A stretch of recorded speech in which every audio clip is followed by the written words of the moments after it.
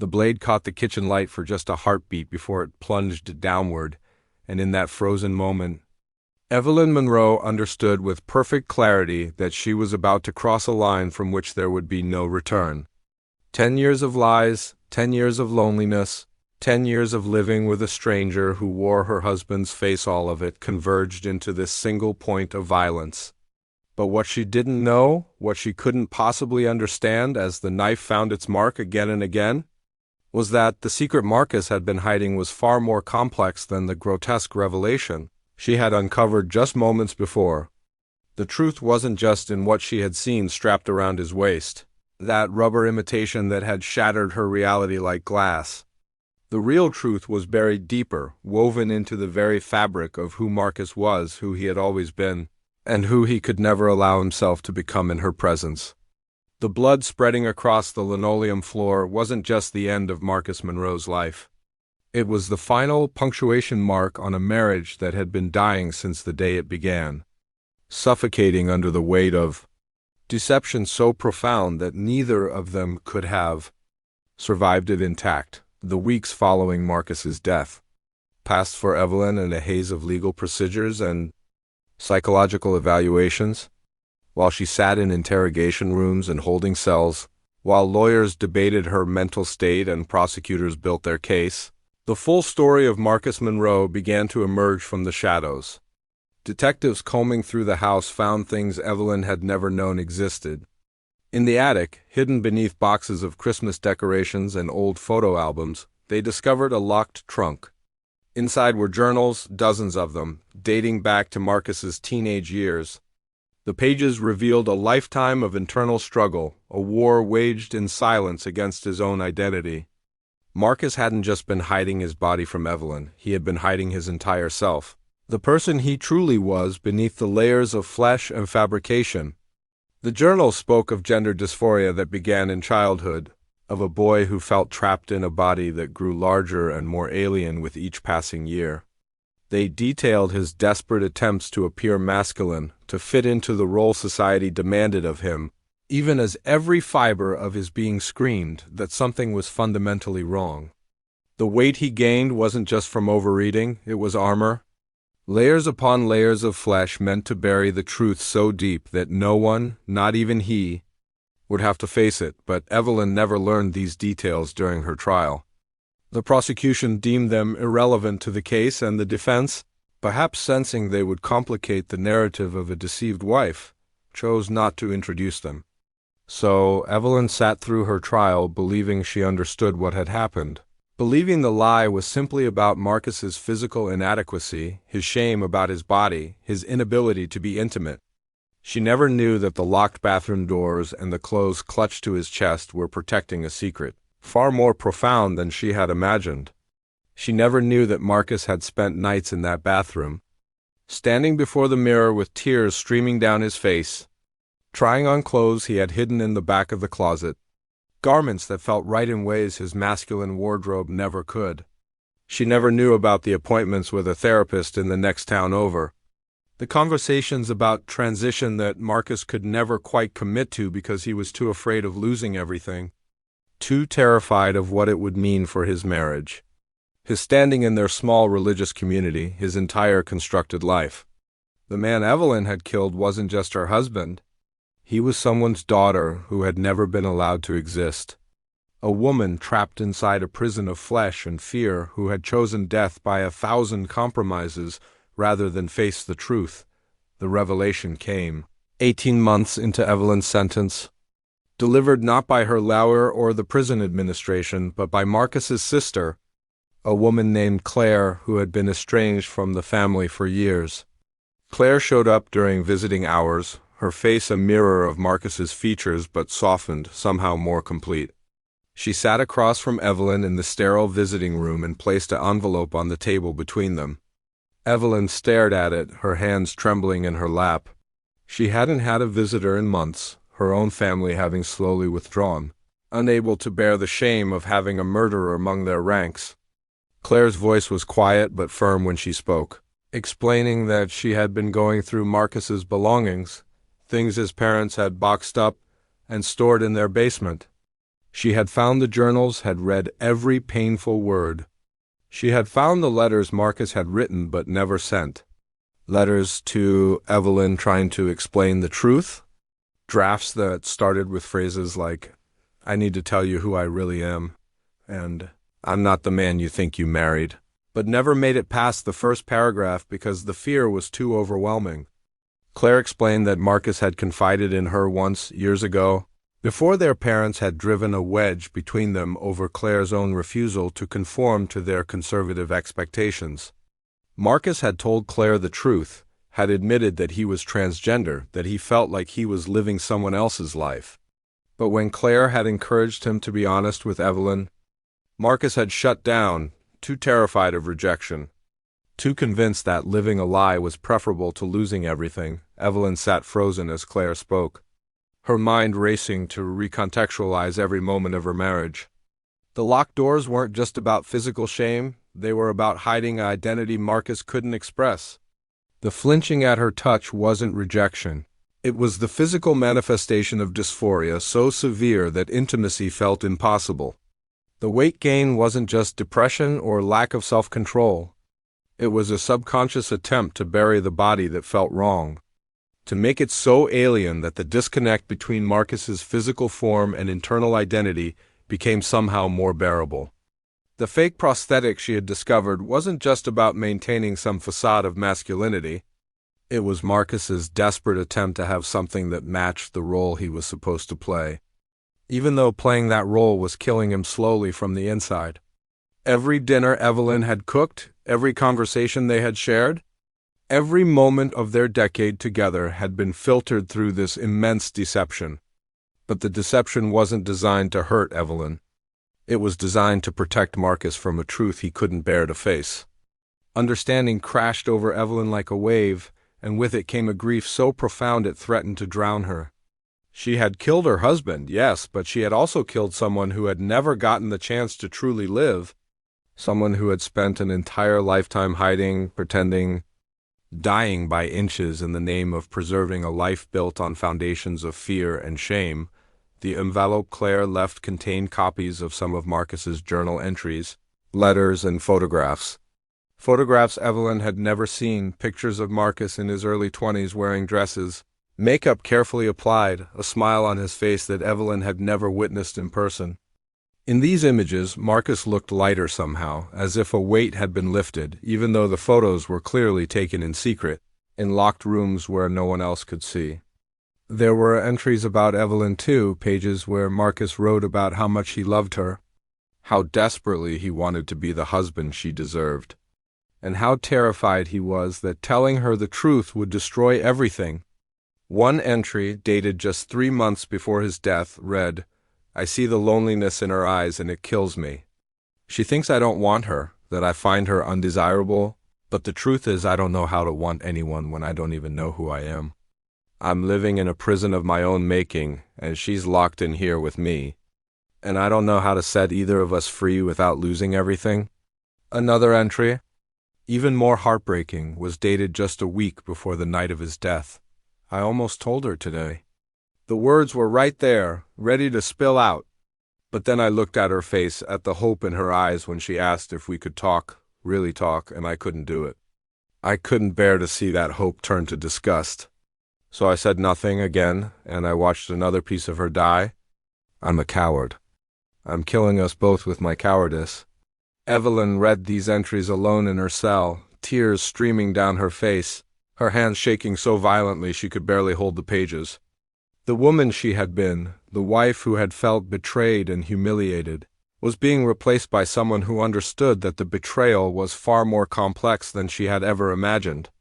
Marcus hadn't been hiding from her out of cruelty or indifference. He had been hiding from himself, and she had been collateral damage in a war he was waging against his own identity. The rage that had fueled her that night, the fury that had driven the knife again and again, suddenly felt hollow, misplaced, a response to the wrong enemy. She had thought Marcus was denying her, rejecting her, making her feel worthless. But in reality, Marcus had been drowning, gasping for air in a life that didn't fit. and neither of them had known how to save each other because neither of them had understood what they were really fighting against. The small-town conservative world they inhabited, the church community that watched them every Sunday, the expectations of family and society, all of it had created an environment where Marcus felt that living authentically would mean losing everything. His marriage, his family, his place in the community, his very sense of belonging. So he had chosen to bury the truth, to suffocate the person he really was, and in doing so, he had suffocated their marriage as well. The guilt that Evelyn had carried since the night of Marcus's death transformed into something even heavier. She wasn't just guilty of murder, she was guilty of never seeing, never asking the right questions, never creating a space where Marcus might have felt safe enough to be honest. She replayed conversations in her mind, moments where Marcus had seemed on the verge of saying something important but had pulled back at the last second. She remembered the way his eyes would grow distant sometimes, as if he were looking at a life that existed somewhere else, somewhere he could never reach. She thought about the time she had complained about their lack of intimacy, how she had made him feel like he was failing her, when in reality he was failing himself in ways she couldn't have comprehended.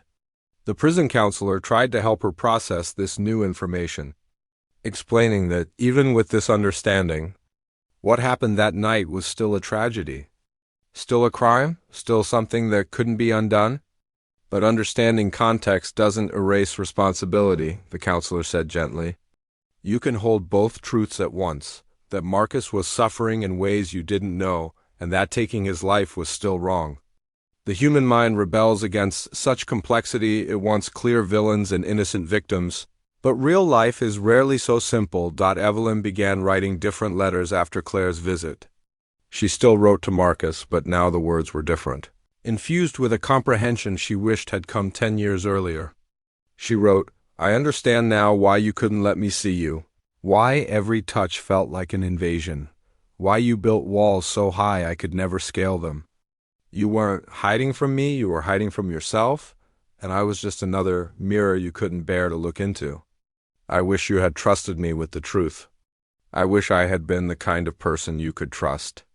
I wish we had lived in a world where being yourself wasn't so terrifying that death seemed preferable.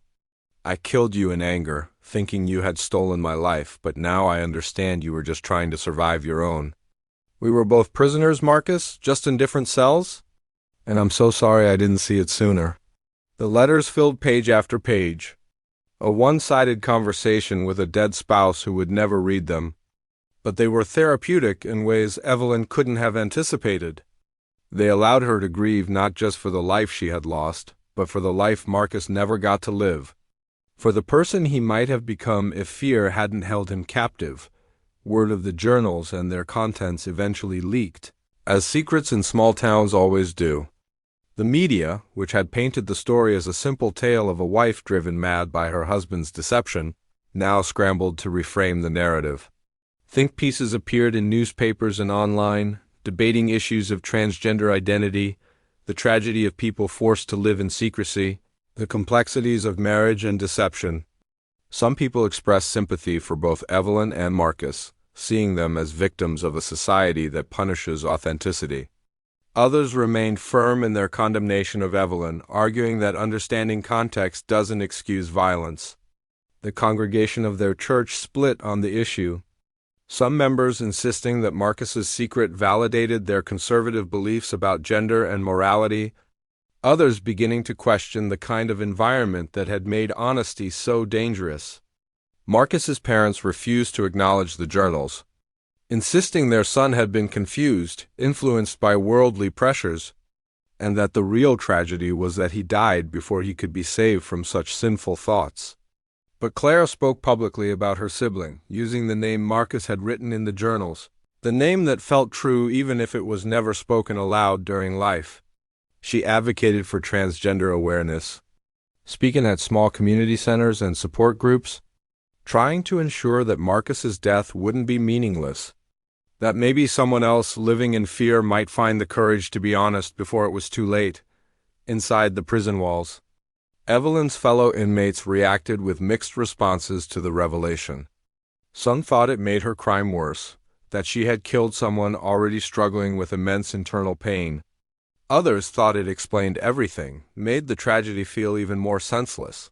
Two people destroying each other because they couldn't find a way to communicate across the chasm of fear and misunderstanding. Denise, ever practical, said what Evelyn needed to hear. You can't change what happened. You can only decide what it means going forward. You going to let this destroy you completely, or you going to find some way to make something useful out of all this pain? The question haunted Evelyn during the long nights in her cell. What could she possibly make out of such devastation? How could any good come from this tragedy? She started attending the prison's LGBTQ support group, listening to the stories of transgender women who had been incarcerated, many of whom faced additional violence and discrimination behind bars. She heard echoes of Marcus in their stories, the fear, the hiding, the desperate attempts to survive in a world that often felt hostile to their very existence. She began to understand in deeper ways how her own ignorance, her own inability to see beyond her pain to Marcus's suffering, had contributed to the tragedy. She couldn't undo the past, but maybe she could educate herself, could become someone who understood, even if that understanding came too late to save her husband, years into her sentence. Evelyn received permission to speak at a restorative justice program, sharing her story with at-risk youth who were struggling with their identities. She stood before them, no longer the terrified woman who had first entered prison, but someone transformed by grief and understanding into a kind of reluctant teacher. She told them about Marcus, about the journals, about the decade of silence that had ended in bloodshed. She didn't excuse what she had done, didn't ask for their sympathy. But she spoke honestly about the consequences of secrets, about the importance of creating spaces where people could be authentic, about how fear and shame could poison everything they touched. Some of the young people in the audience cried as she spoke, seeing their own struggles reflected in Marcus's story. Others sat in angry silence, resentful that she was being given a platform when she had taken a life.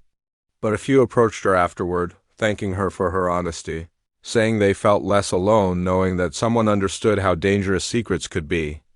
One young transgender person, barely 18, said quietly, "My parents don't know who I really am. I'm terrified to tell them. But hearing your story makes me think that maybe living a lie is more dangerous than facing the truth, even if the truth is scary." Evelyn gripped their hands, tears streaming down her face, and whispered, "Don't let fear steal your life, please. One of us should get to actually live." The parole board eventually reviewed Evelyn's case after she had served 15 years. Her behavior in prison had been exemplary. She had participated in every program available, had become an advocate for LGBTQ awareness, had maintained perfect conduct. Her lawyer argued for early release, citing her genuine remorse and the complex circumstances that had led to Marcus's death. The prosecutor, retired now but present at the hearing, countered that a life had been taken, that no amount of good behavior could erase that fact. The board deliberated for hours while Evelyn sat in the waiting room, her hands folded in her lap, her mind wandering back to that kitchen, to the knife, to the moment everything changed. When they called her back in, the chairperson's face was grave. "Mrs. Monroe, this board recognizes your genuine efforts at rehabilitation and your work to educate others. However, we cannot ignore the severity of your crime. Your request for early parole is denied. You will be eligible for review again in 5 years." Evelyn nodded, feeling neither surprise nor disappointment, just a weary acceptance. She had known this was likely, had prepared herself for it. As the guards led her back to her cell, she thought about Marcus, about how he had spent his entire life in a different kind of prison, one without bars but just as confining. At least now she understood what he had been fighting against, even if that understanding had come at the ultimate cost. She would serve her time, would carry her guilt and her grief, would continue trying to make something meaningful out of the tragedy, because that was all she had left. The truth had finally set her free, just as she had always wanted, but freedom, she had learned, was far more complicated and painful than she had ever imagined, and sometimes it came wearing the face of the person you had destroyed while searching for it.